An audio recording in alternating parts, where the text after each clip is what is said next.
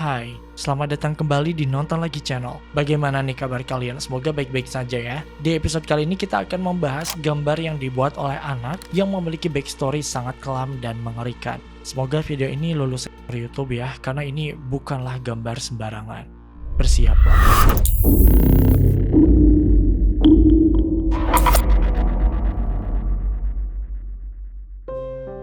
Guys, terima kasih banyak atas support kalian yang udah nonton Creepy Crime Case. Sebisa mungkin kita akan tetap ngasih konten yang lebih dark dan lebih tragis dari episode-episode sebelumnya. Untuk menonton video Creepy Crime Case yang lain, kalian boleh cek playlist kita ya. Oke, dua gambar yang akan kita ceritakan hari ini bener-bener mind-blowing dan creepy-nya tuh beda. Jika di episode sebelumnya, gambar anak ini lebih ke arah hantu-hantuan ya, makhluk supranatural. Dan di episode kali ini, kita berkaitan dengan manusia sungguhan. Seperti yang kita tahu, manusia terkadang lebih menyeramkan dari setan sekalipun. Semoga ini bisa jadi pembelajaran buat kita semua ya. Ambil baiknya, buang dan hindari buruknya. Oke, langsung aja kita masuk ke gambar yang pertama.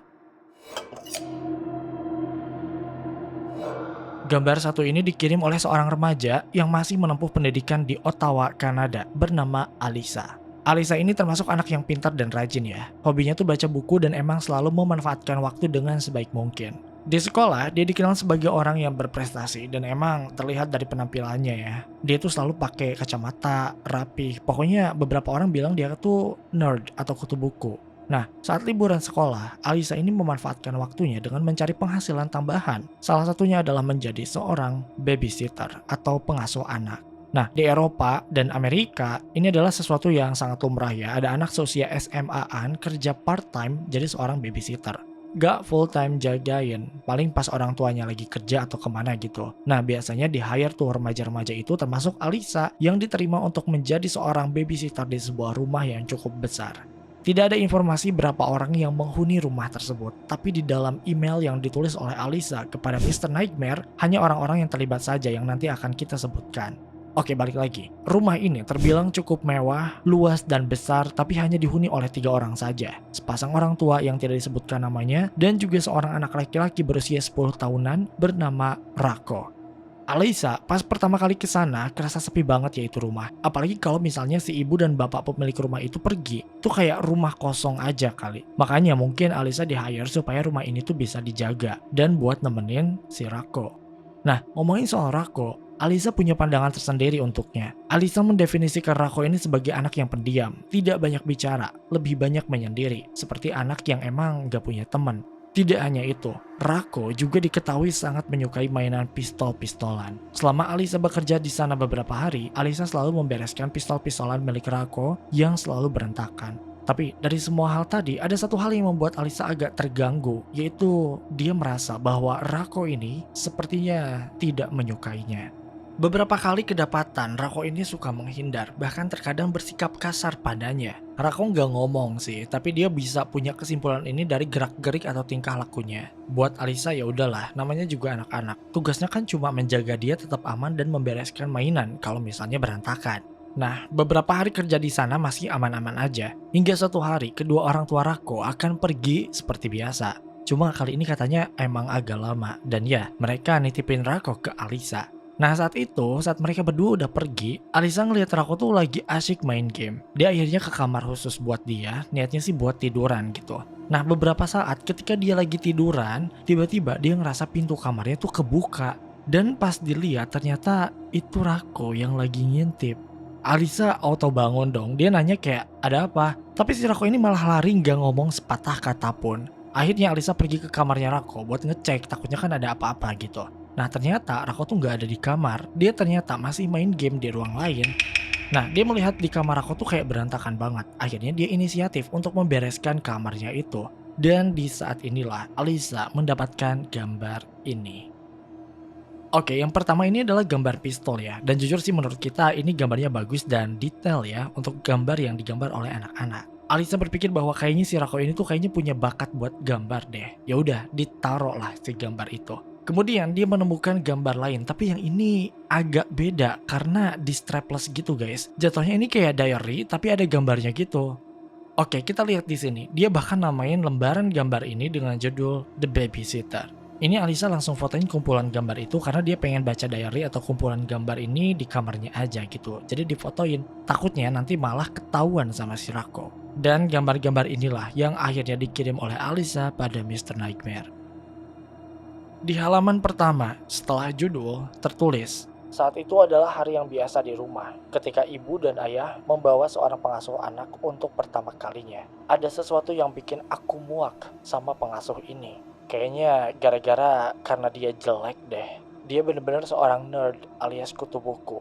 Aku nggak tahu kenapa ayah dan ibu memperkerjakannya. Kayaknya aku harus bunuhnya deh."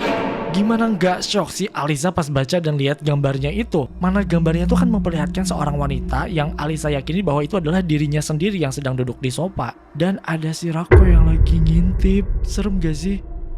Lanjut ke halaman kedua, di sana tertulis, "Ini hari ketiga dan dia masih di sini. Orang tuaku menganggap aku sebagai bayi atau semacamnya sehingga butuh pengasuh yang jelek dan menyebalkan ini. Dia menghabiskan semua makanan dan minuman kami." Alisa makin gemeteran pas baca halaman kedua ini. Kita nggak tahu ya apakah Alisa ini emang suka ngambil makanan atau minuman seenaknya, tapi fokusnya tuh ya emang ke gambarnya. Di sana ada gambar dia yang lagi buka kulkas dan ada juga si Rako tuh di belakangnya yang terlihat sedang mengambil pisau. Ini udah nggak bener sih, Alisa mulai ngerasa ini udah nggak aman. Tapi itu ternyata bukan bagian paling mengerikannya. Bagian paling mengerikannya malah ada di halaman terakhir, yaitu di halaman ketiga. Di sana tertulis, "Dia memergokiku menyelinap ke kamarnya. Lain kali aku harus hati-hati agar tidak ketahuan." Ingat sesuatu? Di halaman ketiga ini menunjukkan kejadian di hari sebelumnya di mana Alisa memergoki Rako yang sedang mengintip. Dan di gambar itu dengan jelas terlihat Rako sedang mengintip dan dia membawa pisau. Somehow ini kayak jadi nyambung semua ya. Di halaman pertama Rako mengungkapkan kebenciannya kepada Alisa. Di halaman kedua Rako mengambil pisau di dapur. Dan di halaman ketiga Rako mencoba untuk menusukkan pisau itu ke badan Alisa saat dia tertidur. Cuma untungnya ketahuan. Gila sih. Untung aja pada saat itu Alisa cuma tiduran doang. Gak kebayang kalau misalnya dia beneran tidur pada saat itu.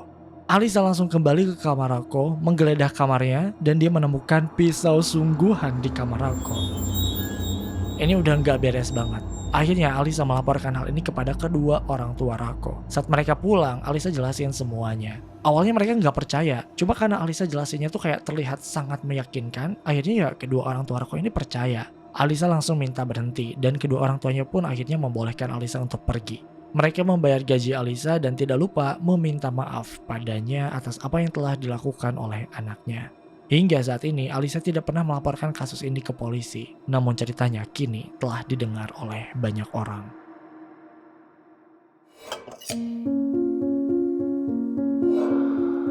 Oke, sebelum kita membahas gambar satu ini, kita mau kasih tahu dulu bahwa ini terjadi di Indonesia. Sekali lagi ya, kita ambil hikmah dan pembelajarannya aja. Buang jauh-jauh hal-hal negatifnya.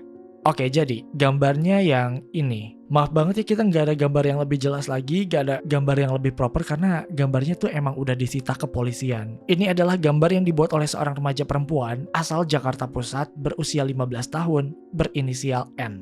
Gambar pertama, sama seperti sebelumnya ya, ini kayak gambar doodle yang diisi dengan tulisan-tulisan. Jujur kita melihat ini bagus sih sebenarnya. Kayak gambar dan tulisannya tuh posisinya tuh oke gitu. Nah setelah dilihat-lihat ternyata tulisan di gambar ini tuh didominasi berisi lirik-lirik lagu yang sedih ya. Ada curhatan pakai bahasa Inggris juga sih, tapi lirik lagunya tuh juga banyak. Dan kalau kalian adalah fans dari Billie Eilish, kalian pasti notice bahwa kebanyakan lirik lagu yang ditulis di sini adalah lagu-lagu dari Billie Eilish. Siapa sih yang gak kenal sama Billie Eilish? Semua orang kenal, khususnya untuk Gen Z dan Gen Alpha mungkin udah kenal banget sama Billie Eilish ini. Dan remaja perempuan ini sepertinya sangat mengidolakan Billie. Di sana ada judul-judul lagu Billie Eilish ya, seperti All Good Girls Go to Hell, ada Bad Guy, ada tulisan I Wanna Steal Your Soul dari lagu Hostage, dan masih banyak lagi. Di lembar ini bahkan ada gambar yang mirip sama Billie Eilish saat dia berada dalam era album pertama ya, yang When We Fall Asleep, Where Do We Go? Sekilas, ini mungkin hanya gambar atau doodle curahan hati seorang remaja aja ya. Kita dulu kalau galau-galau gitu kan kayak suka nulis diary atau apa gitu. Nah mungkin ini sejenisnya kali ya. Si remaja perempuan ini, si Anne lagi galau terus dia bikin doodle dan tulisan semacam ini. Nah lanjut kita lihat gambar selanjutnya, ada gambar yang ini, Slenderman. Jujur, ini gambar Slenderman-nya juga bagus ya, dan kayak proper juga gitu gambarnya. Kalian tahu Slenderman kan? Slenderman adalah sosok horor fiksi yang berasal dari internet, digambarkan sebagai pria yang sangat tinggi dan kurus, yang mengenakan jas hitam serta tidak memiliki wajah. Dalam berbagai cerita creepypasta, dia sering muncul di hutan atau tempat sepi dan dikenal sebagai sosok yang sering mengintai, menculik, atau mempengaruhi anak-anak secara misterius. Ingat, ini hanya karakter fiksi. Namun remaja perempuan yang menggambar ini nampaknya telah terpengaruh oleh karakter ini. Entahlah, tidak ada pernyataan resmi, namun diketahui bahwa remaja perempuan ini telah melakukan sesuatu yang sangat buruk. Pada tahun 2020, N telah melakukan tindakan penghilangan nyawa pada seorang balita berusia 5 tahun. Balita ini emang katanya suka main di rumahnya N, dan yang tidak pernah diduga, N melakukan tindakan kekerasan pada balita itu. Padahal, pada saat itu usia N baru menginjak angka 15 tahun saja. Ini mengerikan banget sih. Jadi, dari berita yang kita kumpulkan, N ini tuh sengaja menyembunyikan jenazahnya di lemari terus diikat gitu si jasadnya. Abis itu dia sempat kabur, namun akhirnya dia menyerahkan diri ke polisi dan mengakui segala perbuatannya. Nah di sini nih, gambar-gambar yang kita show dari tadi di awal itu ada kaitannya. Ini serem banget sih sumpah. Jadi katanya dia melakukan itu karena dia terinspirasi dari film-film horor yang dia tonton. Dia tuh suka banget sama film horor sadis kayak Chucky, terus apalagi tuh banyak pokoknya. Pokoknya yang sadis-sadis dia tuh suka banget sama yang kayak gituan. Selain itu, dia juga katanya ngerasa kesepian di rumah. Dan yang dia lakukan adalah ya menonton film-film seperti itu dan mendengarkan lagu-lagu galau Billie Eilish yang emang absurd ya di era itu. Agak creepy gitu kan vibe dan liriknya di era tersebut. Ditambah lagi dia juga suka sama hal-hal mengerikan kayak Slenderman tadi. Jadinya ini adalah kombinasi yang cukup besar ya antara rasa sepi dan juga hiburan yang diterima tidak terfilter. Akhirnya terjadilah kasus ini. Balita itu meninggal dan N harus dibawa ke kantor polisi untuk diperiksa lebih lanjut termasuk oleh psikolog. Nah di sini sih gongnya, ini gue merinding. Yang tadi tuh baru permukaannya aja karena ada sesuatu yang lebih sinister alias lebih mengerikan. Kan tadi si N itu kan dibawa ke kantor polisi, pastinya dia mendapatkan pendampingan dong dari psikolog. Pokoknya dilakukanlah pendekatan komunikasi pada anak remaja gitu. Dan terungkaplah sebuah rahasia besar. Ternyata N ini mengalami atau trauma karena dia mengalami kekerasan seks oleh 3 orang terdekatnya. Salah satunya adalah pamannya sendiri. Bahkan beberapa media menyebutkan bahwa pada saat itu ternyata N juga lagi hamil. Dia mengalami trauma yang mendalam, tidak ada tempat untuk bercerita, akhirnya melakukan aksi nekat tersebut. Sebagai disclaimer, sebenarnya tidak ada pernyataan resmi dari pihak terkait bahwa aksi yang dia lakukan berangkat dari traumanya. Cuma banyak orang yang berspekulasi demikian. Ya bayangin aja, masih 15 tahun, digituin sama pamannya sendiri, gak ada tempat buat cerita, ya gimana ya? Orang tuanya sebenarnya masih ada, cuma karena keterbatasan ekonomi akhirnya ya ibunya kerja, bapaknya kerja, gak ada orang lagi di rumah. Hingga saat ini tidak ada pemberitaan soal pamannya itu apakah diselidiki apa enggak. Yang pasti karena berstatus anak di bawah umur, N ditempatkan di Balai Rehabilitasi Sosial di bawah pengawasan Balai Anak Handayani dan Balai Pemasyarakatan atau BAPAS. Ini dilakukan untuk memulihkan kondisi mentalnya selama 2 tahun. Dia akan berada di Balai Rehabilitasi itu selama 2 tahun untuk memulihkan kondisi mentalnya. Sementara keluarga korban sekarang sudah memaafkan pelaku. Kasian, gue lihat foto anaknya tuh, ya ampun kasihan 15 tahun dia datang ke kantor polisi bawa tas sendirian terus dia ngaku, "Pak, saya udah anak." Anjir, ternyata dia udah dilahirkan gitu sama pamannya gitu. Kasihan banget sumpah. Kasihan tapi gimana gitu.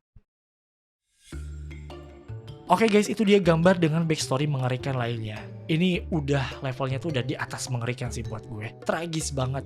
Semoga kita dijauhkan dari hal-hal buruk semacam ini ya. Berdoa terus dan selalu waspada, perhatiin kondisi sekitar. Kalau anak atau adik kita atau siapapun yang tiba-tiba diam, langsung tanya. Lagi kenapa? Kenapa sendirian terus? Takutnya mereka tuh butuh teman cerita atau gimana gitu kan. Terima kasih karena telah menonton video ini hingga akhir. Luangkan waktu untuk like, share, dan komen jika kalian suka video ini. Tekan tombol subscribe dan aktifkan notifikasi loncengnya supaya kalian tidak pernah ketinggalan video-video terbaru dari kami dan sebagai bentuk dukungan kalian terhadap berkembangnya channel ini. Mari terhubung lebih dekat dengan cara follow kami di Instagram dan TikTok di @nontolagi.channel. Sampai jumpa di episode Nonton Lagi Channel berikutnya.